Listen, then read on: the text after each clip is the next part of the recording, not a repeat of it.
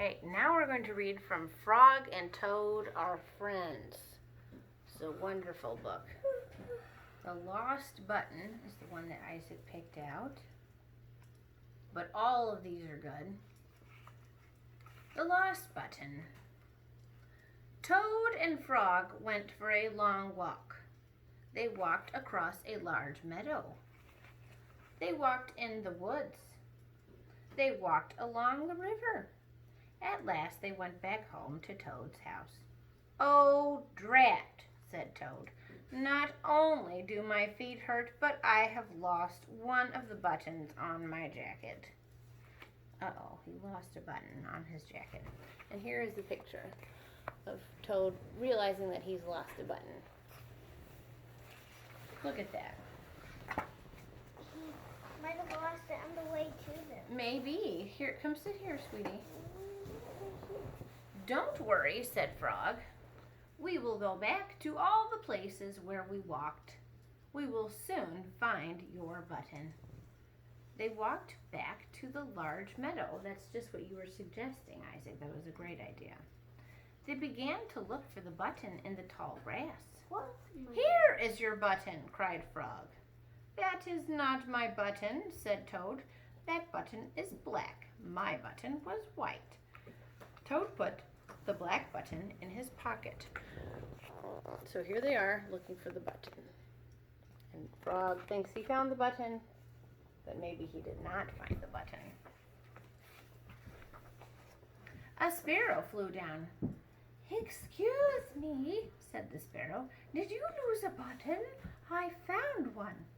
"That is not my button," said Toad. "That button has 2 holes. My button has 4 holes."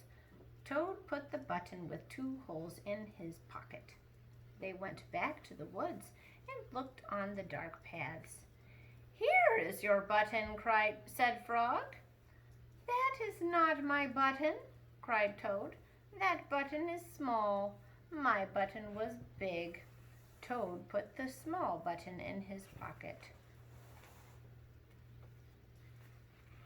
A raccoon came from behind a tree. "I heard that you were looking for a button," he said. "Here's one that I just found." "That is not my button," wailed Toad. "That button is square. My button was round." Toad put the square button in his pocket. Well, that was nice of everybody to be trying to help, right? At least they're all trying to help, huh? Yeah. Frog and Toad went back to the river. They looked for the button in the mud. "Here is your button," said Frog. "That is not my button," shouted Toad. "That button is thin. My button was thick." He's getting very frustrated. Sometimes it's frustrating if you're looking and looking and you can't find it. Oh, we should show that picture. I forgot. Here we go. There they are looking for the button in the mud.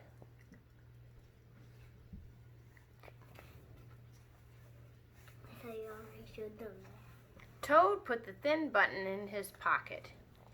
He was very angry. He jumped up and down and screamed. "The whole world is covered with buttons and not one of them is mine." Toad ran home and slammed the door. Oh, he's having a fit. He's having a perfect fit. Sometimes if you get very frustrated, you have a fit. There on the floor, he saw his white, 4-holed, big, round, thick button. "Oh," said Toad. That is so funny. "It was here all the time. Ooh, what a lot of trouble I have made for Frog." Oh, he feels bad now that he was being such a fussy guy. Toad took all of the buttons out of his pocket. He took his sewing box down from the shelf. Toad sewed the buttons all over his jacket. The next day, look at him. He's working on the sewing with his buttonholes, and that's very important for people. No matter who you are, you should know a little bit about sewing at least, so that you can sew buttons and fix zippers and things like that. See that? Well, I know we're about to see that part. Ready? The next day, Toad gave his jacket to Frog. Frog thought that it was beautiful. He put it on and jumped for joy. Oh yeah, it's on the back of the book. Isaac was pointing out that it's on the back of the book. None of the buttons fell off. Toad had sewed them on very well. Well, wasn't that nice of Toad? He did kind of have a big fuss, but then he made it up to Frog, who was a very loyal friend. Should we read another book? We should read another book. Okay, that was a great story.